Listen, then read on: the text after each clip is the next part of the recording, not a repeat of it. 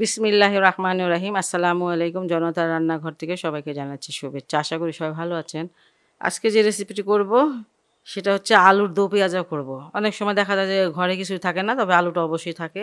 আর সেই আলু দিয়েই একটা তরকারি রান্না করে দেখাবো, যেটা দিয়ে বেশ কিছুটা ভাত খাওয়া যায়। এই যে এখানে আলু নিয়ে নিয়েছি, প্রায় ৩০০ গ্রাম হবে। এই যে এভাবে কেটে নিয়েছি। একটু লবণ দিয়ে দিব, একটু হলুদের গুঁড়া ১ চুটকি দিলাম, মরিচের গুঁড়া অল্প একটু দিলাম।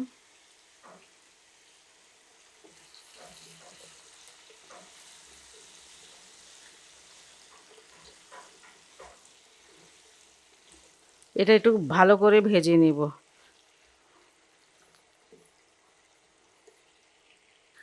আলুটা একটু ঢেকে দিলাম যাতে আলুটা তাড়াতাড়ি নরম হয়ে যায়।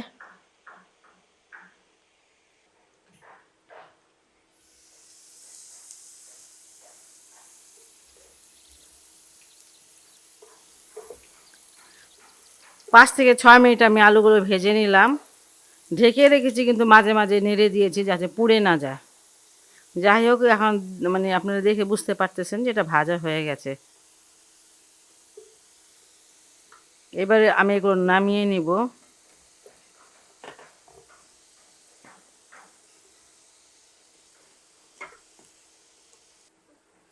এখানে আমি নিয়ে নিয়েছি মিডিয়াম সাইজের একটা টমেটো। টমেটোটাকে এইভাবে কেটে নিয়েছি, আর এটাও আমি হালকা একটু ভেজে নিব।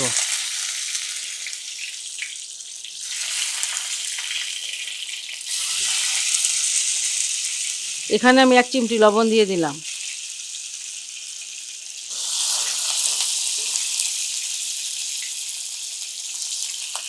টমেটোটাকে ঢেকে দিলাম, এটা ছিটে ছিটে চুলা নষ্ট হয়ে যায়, এই জন্য। টমেটোগুলো আমি ১ মিনিট ভেজে নিলাম। টমেটো খুব সহজে ভাজা হয়ে যায়। এই দেখেন এটা কালার কত সুন্দর হয়েছে।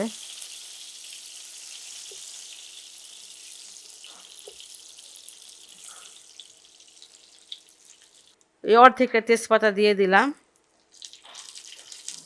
আর এটার সাথে দিয়ে দিচ্ছি পেঁয়াজ।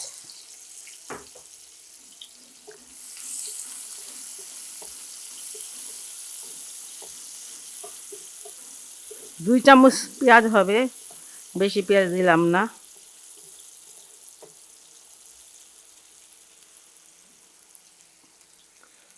সাধারণ একটি রান্না, কিন্তু খেতে অসাধারণ লাগে। বাসায় আপনারা এটা ট্রাই করে দেখবেন যে কতটা ভালো লাগে খেতে। পেঁয়াজটা ভাজা হয়ে গেছে, এর থেকে আর বেশি ভাজবো না। এখানে ১ চামচ হচ্ছে আদা রসুনের পেস্ট। একটু পানি দিয়ে দিই যাতে পুড়ে না যায়।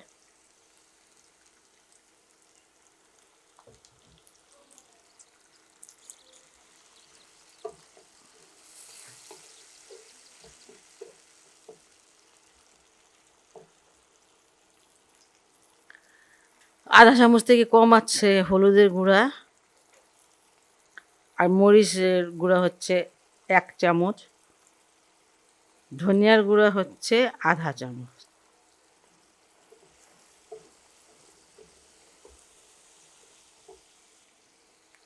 স্বাদ মতো লবণ দিয়ে দিলাম। আলুতে একটু লবণ দিয়েছিলাম, এই জন্য একটু কম দিলাম লবণ। আলুতেও দিয়েছি একটু লবণ, আবার টমেটোর থেকে টমেটোর অল্প একটু দিয়েছিলাম, এই জন্য একটু কম দিলাম লবণটা। মশলাটাকে খুব ভালো করে কষিয়ে নিতে হবে যাতে কাঁচা গন্ধটা চলে যায়। মশলাটা কষিয়ে নিয়েছি, দেখবেন যখন তেল মশলা থেকে আলাদা হয়ে যায় বুঝবেন যেটা কষানো হয়ে গেছে। আর এখন আমি আলুগুলো দিয়ে দিচ্ছি। আলুটাকে মশলার সাথে একটু কষিয়ে নিব, ১-১.৫ মিনিট কষাবো। আলুটা এমনিতে অনেকটা সিদ্ধ হয়ে গেছে ভাজাতে। আলুটাকে আমি খুব ভালো করে কষিয়ে নিয়েছি, দেখেন মশলাটা আলুর গায়ে গায়ে লেগে গেছে। আর আমি এখন দিয়ে দিব পানি।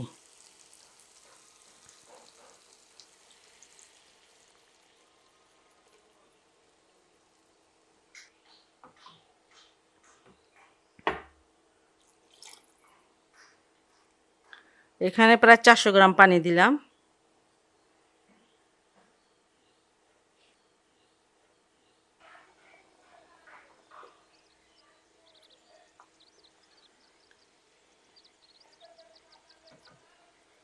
তরকারিটা বলক এসে পড়েছে, আর এখন আমি পেঁয়াজ দিয়ে দিব।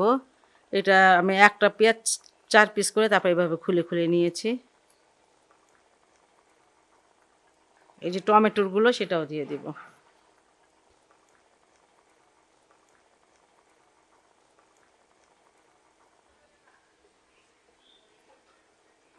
আর এখানে 2টা কাঁচামরিচ এভাবে ভেঙে দিয়ে দিচ্ছি।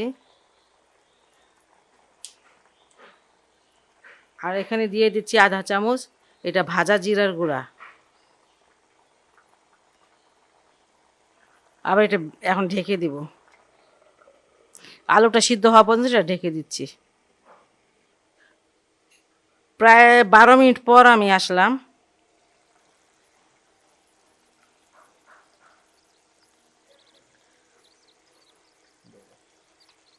আর এই সময় আমি একটুখানি ধনিয়া পাতা দিয়ে দিচ্ছি।